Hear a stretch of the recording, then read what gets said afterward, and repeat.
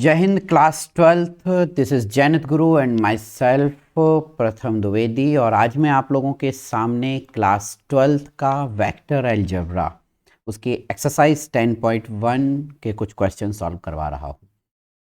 तो होप आप लोगों ने इस चैप्टर की जो थ्योरी है उसको अच्छे से रीड आउट कर लिया होगा, प्रॉपरली पढ़ ली होगी, समझ ली होगी। बाकी मैं क्वेश्चंस में भी कुछ एक्सप्लेन करने की कोशिश करूँगा। अगर कोई दिक्कत हो तो मुझे इन्फॉर्म कीजिएगा। सो स्टार्ट करते हैं। Question number one read out करते हैं। सी वो आपसे कह रहे हैं कि represent graphically displacement of 40 kilometre और 30 डिग्री ईस्ट ऑफ नॉर्थ। मतलब आपको एक ग्राफ ड्रॉ करना है, ठीक है। So let's draw graph. एक ग्राफ बनाए लेते हैं, ठीक है। देखिए यहाँ पे आपको एक ग्राफ ड्रॉ करना है। ग्राफ में ऑब्वियसली आपको पता है, एक आप एक्स एक्सिस ड्रॉ करेंगे और दूसरा आप ग्राफ ड्रॉ करेंगे वाई एक्सिस, ठीक है। तो X axis and Y axis के लिए आपने एक ग्राफ ड्रॉ किया, ठीक है। थोड़ा सा बड़ा बनाने की कोशिश करते हैं तो आप लोगों को प्रॉपरली विजिबल होगा। सी उन्होंने आपसे कहा है कि आपको ड्रॉ करना है 40 किलोमीटर। तो देखिए आपको ये पता है, ये जो होता है this is a positive x coordinate और ये होता है minus x and this is minus x. ये आपका हो गया प्लस वाई और ये आपका हो गया माइनस वाई। अब यहाँ आपको वो एक्स और वाई में कैलकुलेशन नहीं दे रहे हैं, यहाँ वो आपसे कह रहे हैं ईस्ट और वेस्ट, ईस्ट ऑफ नॉर्थ। तो देखिए ये आपका हो गया ईस्ट, ये डायरेक्शन आपकी हो गई वेस्ट, ये आपका हो गया नॉर्थ और ये आपका हो गया साउथ, ठीक है। तो बेसिकली आप चाहें तो यहाँ भी लिख सकते हैं ईस्ट, वेस्ट, नॉर्थ और साउथ। अब आपको क्या करना है, ईस्ट ऑफ नॉर्थ और वो भी 30 डिग्री। तो आप क्या कीजिए, यहाँ एक एंगल आपको ड्रॉ करना है 30 डिग्री का। तो मैं एक रफ एंगल बनाने की कोशिश करता हूँ। आप ऐसे समझ लीजिए कि ये जो एंगल है ये आप 30 डिग्री का एक एंगल ड्रॉ कर रहे हैं, ठीक है। मैंने जो ये एंगल बनाया है वो 30 डिग्री का एंगल बनाया है इसके साथ, ठीक है। बाकी आप ज्योमेट्रिकली उससे बनाने की कोशिश करेंगे तो ऑब्वियसली फिर आप वही तरीका लगाइएगा, लाइक दिस आप ऐसे करेंगे और जो फर्स्ट आर्क लेंगे उसके बाद फर्स्ट आर्क और सेकंड आर्क को क्रॉस करते हुए इस तरह करेंगे। मतलब जो कंस्ट्रक्शन आपने सीखा होगा तो ये 30 डिग्री है, ओके। नाउ अब आपको ये आपका डायरेक्शन उन्होंने शो कर दिया। तो 30 डिग्री ऑफ ईस्ट ये क्या हो गया आपका, ये हो गया डायरेक्शन, ओके। अब बात करते हैं 40 किलोमीटर। तो देखिए यहाँ ऑलरेडी मैंने जो पेज लिया है, क्योंकि मुझे पता है वेक्टर अलजेब्रा में ये सब ग्राफिकल वो होता है, तो आपको यहाँ पे एक यूनिट मेज़र करनी होती है, ठीक है। तो यहाँ आप ध्यान से देखिए, एक स्केल आप बनाएंगे। स्केल में ये जो डिस्टेंस होगी ये आपकी 1 सेंटीमीटर होती है, इसको आप 1 यूनिट कंसीडर करते हैं। और यहाँ पे हम क्या कंसीडर करेंगे, हम ये बोलेंगे कि जो 10 किलोमीटर है वो आपका 1 सेंटीमीटर के इक्वल होगा, ओके। उसके बाद आप क्या करेंगे, with the help of scale इस लाइन पे 1 सेंटीमीटर के 4 आर्क प्लेस करेंगे, ठीक है। ये जो डिस्टेंस होगी ईच, ये 1 सेंटीमीटर होना चाहिए, ये 1 सेंटीमीटर, ये 1 सेंटीमीटर और ये 1 सेंटीमीटर। तो ओवरऑल आप ऐसे समझिए कि यहाँ से लेके यहाँ तक ये टोटल 4 यूनिट ग्राफ पे प्लॉट करना है आपको, ठीक है। तो आप यहाँ देखिए कि आपका, चूंकि यहाँ पे हम एज्यूम कर रहे हैं लेट 10 किलोमीटर का जो डिस्टेंस है वो हमारा 1 सेंटीमीटर के इक्वल है। तो 40 किलोमीटर का जो डिस्टेंस होगा वो कितना होगा, 4 सेंटीमीटर आपका ग्राफ पे प्लॉट होगा। तो ओवरऑल जो आपका आंसर आएगा वो क्या होगा, आप उसको ऐसे डिफाइन कर सकते हैं कि 30 डिग्री आपका क्या हो गया, एंगल हो गया। और ये जो आपका मैंने यहाँ पे मार्क किया है, तो यानी कि सिर्फ कहाँ तक, यहाँ तक ही आपका ये 4 यूनिट कंसीडर होगा। मीन टू से ये जो आपको मैंने ड्रॉ किया है ये आपका हो जाएगा कितना 40 kilometre and 30 degree east of north. East से आपको नॉर्थ की तरफ प्लेस करना है। ठीक है, इस बात का ध्यान दीजिएगा, ये आपको प्रॉपर्ली मेंशन करना पड़ेगा। आप देखिए वेक्टर अलजेब्रा में एरोज की काफ़ी ज़रूरत होती है, तो इसका आप ध्यान दीजिएगा। This is the representation of 30 degree east of north. Hope आपको काफ़ी अच्छे से ये पॉइंट क्लियर हो गया होगा। ठीक है, तो अब आते हैं अगले क्वेश्चन की तरफ। नेक्स्ट क्वेश्चन क्या है हमारा, रीड कीजिए। Classify the following measure as a scalar और वेक्टर। देखिए काफ़ी स्केलर और वेक्टर की जो डेफिनेशन है होप आप लोगों को पता होगी। तो आप ऐसे समझ लीजिए कि स्केलर क्वांटिटी वो होती हैं जिसमें सिर्फ और सिर्फ मैग्नीट्यूड दिया होता है, और वेक्टर वो क्वांटिटी होती हैं जिसमें मैग्नीट्यूड प्लस डायरेक्शन भी आपको असाइन की जाती है। ठीक है, सो मैग्नीट्यूड और डायरेक्शन। अब आपको क्या करना है, बारी बारी से देखते जाइए। 10 किलोग्राम, क्या इसमें डायरेक्शन है? तो आपको देखिए एक सिंपल सा तरीका बता रहा हूं, यहां पे आप लिखिए मैग्नीट्यूड और यहां पे लिखिए डायरेक्शन। क्या आपको मैग्नीट्यूड दिया है? यस। क्या डायरेक्शन है? नो। तो ये क्या हो जाएगा आपका, ये हो जाएगा स्केलर। ओके, रिप्रेजेंट हो गया। नाउ अब सेकंड की बात करते हैं। सेकंड में आपको दिया हुआ है 2, सेकंड में देखिए, सेकंड में आपको दिया हुआ है 2 मीटर नॉर्थ टू वेस्ट। अब देखिए आपको उन्होंने इसमें डायरेक्शन दी है, यस।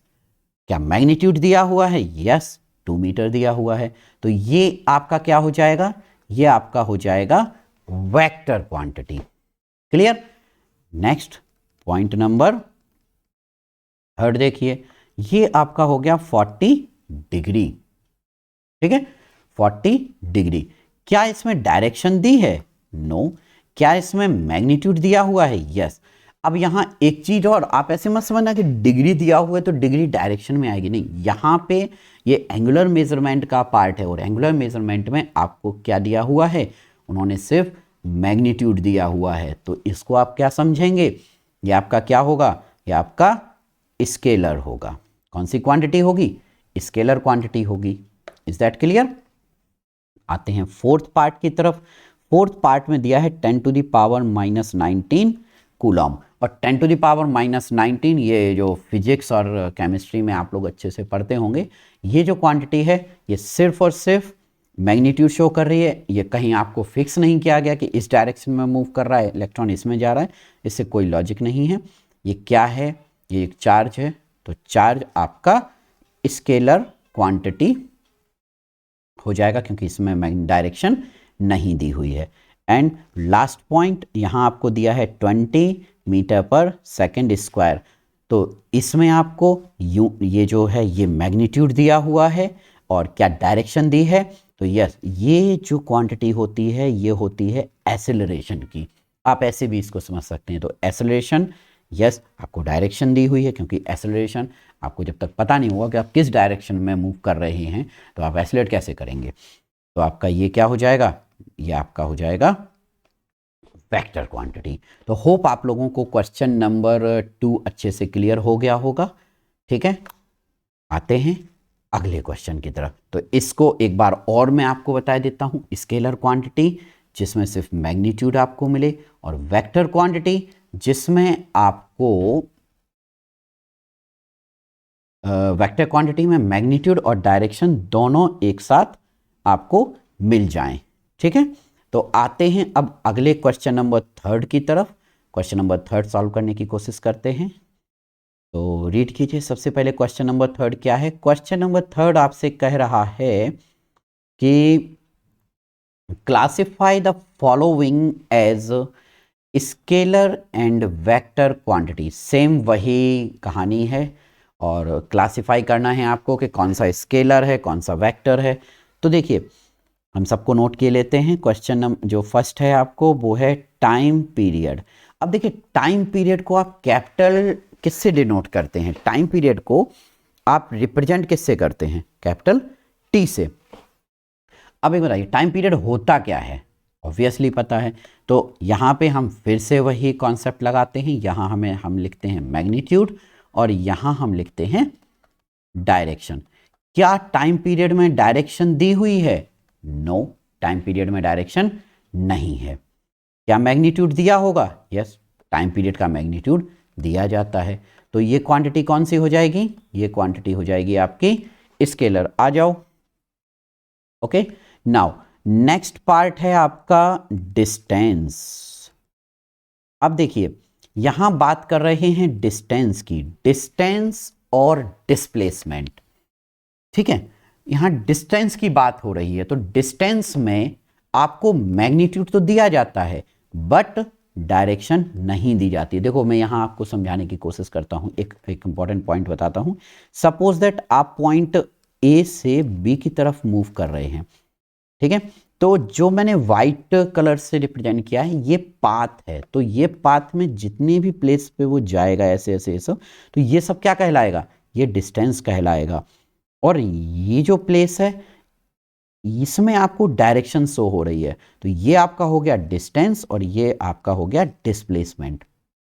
यानी कि तो यहाँ आप ये समझ लीजिए ये हो गया आपका डिस्प्लेसमेंट। तो अगर यहाँ पे डिस्प्लेसमेंट होता तो वो आपका वेक्टर क्वांटिटी होती, बट यहाँ डिस्टेंस है, डिस्टेंस में डायरेक्शन नहीं होती है, रैंडमली वो मूव करते हैं। जैसे आप यहाँ देखिए, अगर मैं इसको ऐसे ऐसे ले जाके ऐसे ले जाके यहाँ ले जाऊँ तो ये जो सब बनेंगे ये आपके डिस्टेंस में कैलकुलेट होंगे।